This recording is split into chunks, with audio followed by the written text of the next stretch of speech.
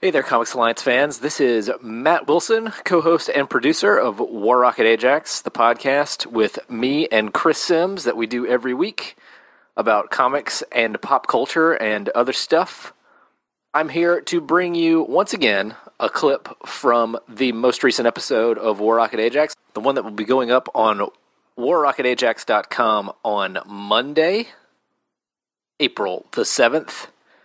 That is when you will get to hear this full episode, but you're getting this one a couple of days early.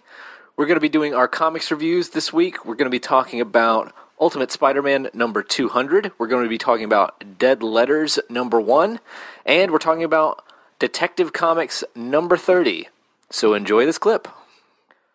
All right, Chris, we both read Detective Comics number 30. What did we think of it? This is the first arc by Francis Manapul and Brian Buccellato, now that I guess John Layman is no longer on the book. Chris, what did you think of this issue? Well, it's funny because before we started recording the show, you mentioned that you definitely had an opinion about this issue. Yeah. I'm interested to see where you go because I didn't ask what that opinion was. But I remember being really favorable towards Francis Manapul and Brian Buccellato, or Buccellato, maybe, when they were doing Flash, like right when the New 52 started. That was one of the few New 52 books, launch titles that I was very interested in, I thought was done well, but I really fell off of reading it, and I think it's because we were making ourselves read Justice League. Yeah. And that made me not want to read anything else about any of those characters. I've been wanting to go back and read that run of Flash for a while, because what I read of it, there was a crazy Gorilla Grodd story that looked like it was actually really fun that I wanted to go back to. So this is the first time I've seen them in a while. It's interesting to see them trying to apply the same sort of visual style that they did with Flash to Batman. Visually, they do a lot of cool stuff. There's a lot of wide panoramic city street shots that are then broken up to panels so you can get the motion. There's a really cool part where Batman is following a bunch of guys on motorcycles, and it's one big shot broken up to 6 panels as you see Batman following them as they drive away. As far as the story goes, it didn't do a whole lot for me, to be honest. I thought it was interesting. I like a lot of the ideas behind it, but right from the start, I just did that big Ask Chris column about the first 3 pages, and they do like an intro page, and then you turn it in, you get the double page spread. But it's always really weird for me when someone starts their run on a comic and literally says, "This is a new start," which is like that line appears above Batman in this comic. Yeah. Which is weird because A, we just got a new start of Detective Comics less than 3 years ago. B, we're getting the start of Batman in 0 year going on right now. That kind of threw me a little, and then the rest of the story didn't really bring me back. Your opinion is very close to mine. I think the art in this is beautiful. I think it's really nicely done. I think it's a different kind of art than we typically see on Batman, and certainly different from the New 52 quote-unquote house style. I think that, it's Manapul who does the art between the two of them, right? Yeah, Francis Manapul is they are co-writers, and Manapul is an artist. Okay. So he has kind of broken away from that style, even starting with The Flash. And I really appreciate that. It's dynamic.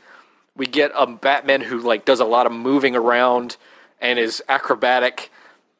I'm really into that. We talk a lot about stories, the importance of a comic story, and how a lot of comics fans don't necessarily like stories that are quote-unquote unimportant, even though maybe they should. It's one of the reasons that, people maybe didn't necessarily read, say, Thor the Mighty Avenger, when they should have. They right? definitely should have. Which is why I sort of regret saying this, but it's the only way I can really put it. This comic felt really unimportant. It does. It feels, and I think part of it is that it's a setup issue, and there's no supervillain involved. But the main development in this issue is a real estate deal.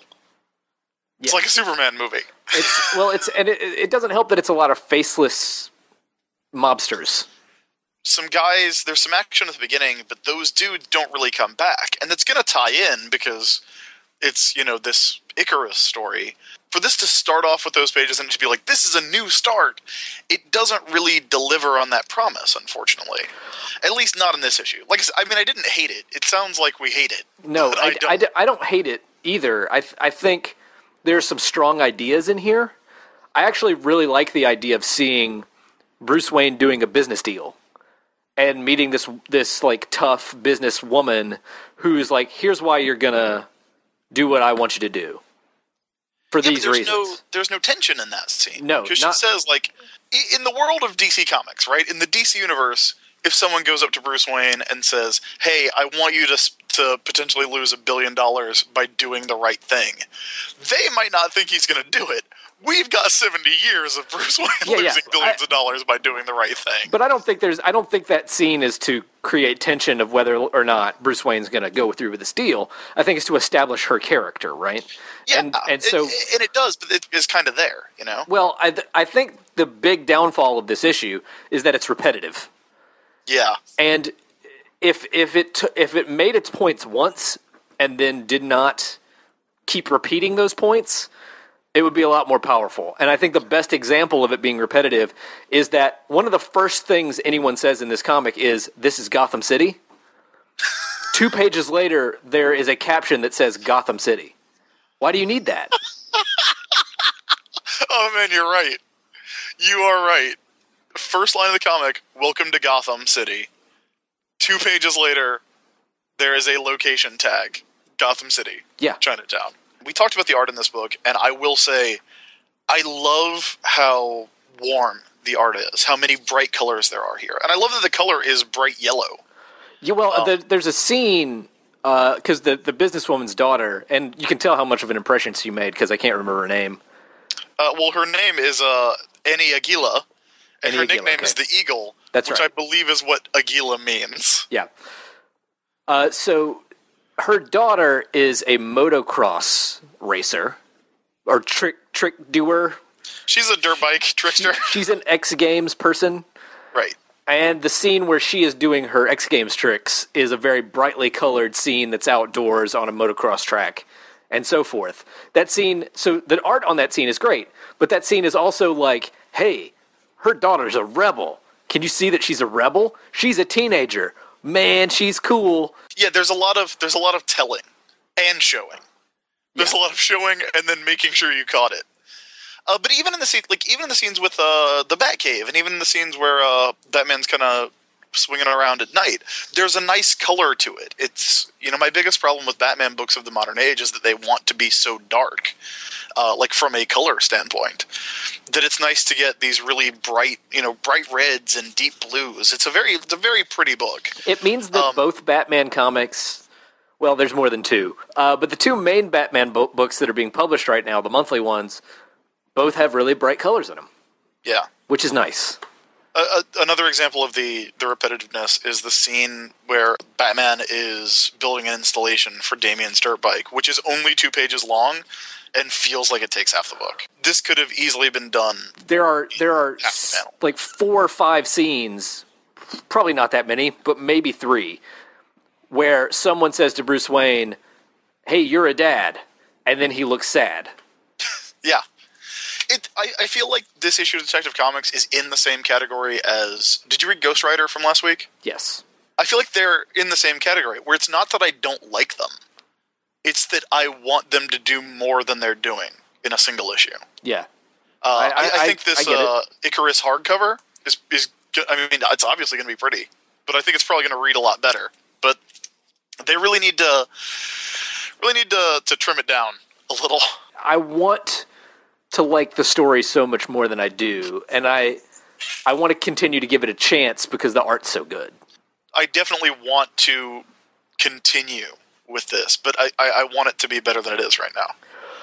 All right. So I think that's what we think about Detective Comics number 30. Yep. The next comic that I'm going to talk about a little bit is Dead Letters number 1, which is written by Christopher Sebela, and Chris Visions is the artist on this. And I really ended up liking this issue, but it took me about 10 pages to really get into it, because there's a hook that you don't really figure out until a little ways into it.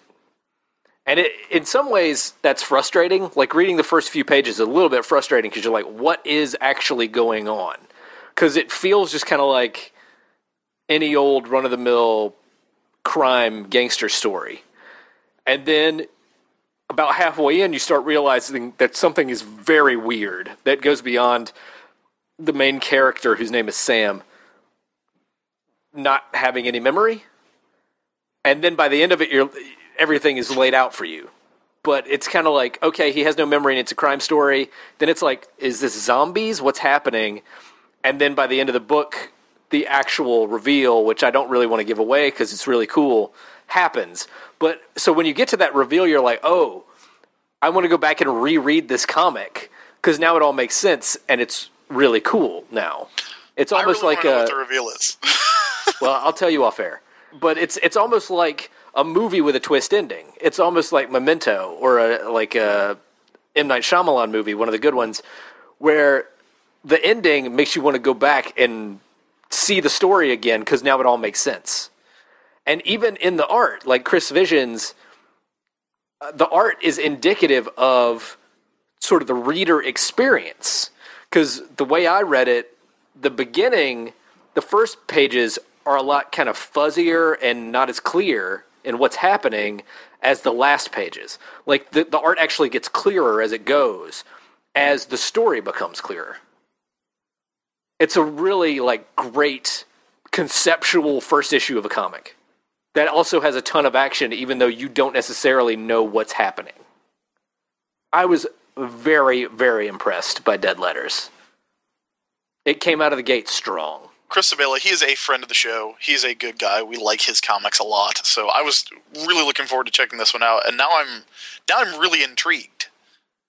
Like, I was just going to get it on principle, and now I really want to read it. So yeah, I was super impressed. And then what's the third comic we wanted to talk about, Chris? You wanted to talk about Ultimate Spider-Man 200, which I have not read. Okay. Because I was in a plane. You were in a plane for a long time. I did read Kyle Starks' new comic, and it's amazing, and everyone should kickstart it. I have contributed to that Kickstarter, and I'm very much looking forward to reading it. Ultimate Spider-Man number 200. I have seen a lot of magnanimous praise for this issue online. And I have to say that this issue has beautiful art.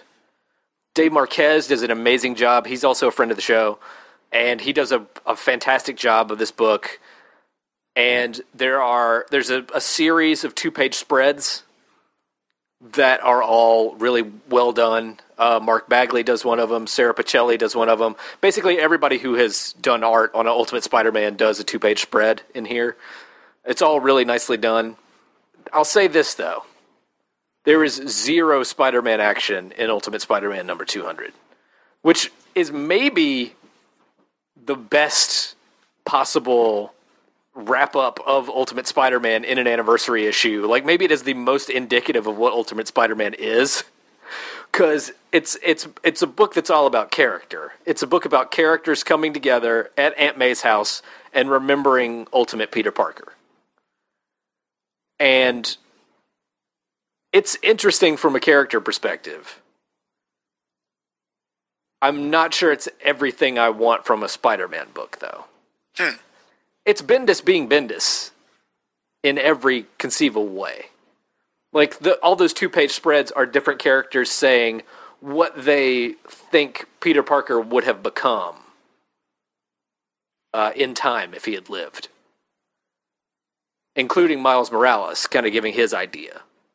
That is a weird way to do that issue. It is an interesting and different concept, but I don't think it serves Miles Morales all that well. I wouldn't think so. I mean, Miles Morales gets some interesting moments to talk, and there's some great humor in this issue. There's kind of a gag about Tony Stark not being able to make it, so he just sends a huge amount of expensive food from this famous chef to Aunt May's house that not everybody can eat, which is kind of a funny Tony Stark thing. And there's some other, like I said, there's some character moments that are really interesting. It just would have been nice to see in this big anniversary issue Miles Morales do something. Well, let's take a look back, Matt. I have that DVD that has the first 500 issues of Amazing Spider-Man on it. I reference it fairly often. So let's look back at Amazing Spider-Man 200. We've got the time machine. We've got the portal in your room. That's right. This issue is double the size, double the thrills. It opens up with Peter Parker having lost his spider powers. Flipping through it. Oh, you got a cool Hubba Bubba ad. Oh, this is the one where he fights the burglar. Yeah. Again. Yeah, he goes back to the burglar. That's a good anniversary issue. Ain't a whole hell of a lot of talking in this one. I mean, there is, because it's like 1978. Oh, man, but this one has Spider-Man tearing his clothes off and saying, "Believe me, brother, when Spider-Man gets mad, nothing gets in my way." That's like, he's hulking up. Yeah. Does Miles Morales hulk up in this issue? No. And again, it sounds like I hate this issue. I don't hate it. I think it's a nice character piece. It just doesn't fill that niche that I think an anniversary issue ought to fill, of kind of covering all the bases of having like superhero action in a superhero book. It just doesn't. Again, the art's fantastic. I think it's well written for what it is. I just feel like there's something missing. For the full episode, War Rocket Ajax number 200, that is this week's episode of the show. We're going to have some special stuff going on. Be sure to go to warrocketajax.com on Monday or check out the show on iTunes. Go to iTunes and search for Rocket Ajax. You can subscribe to the show there. Thanks for listening to this clip here on comicsalliance.com. We'll see you all next week.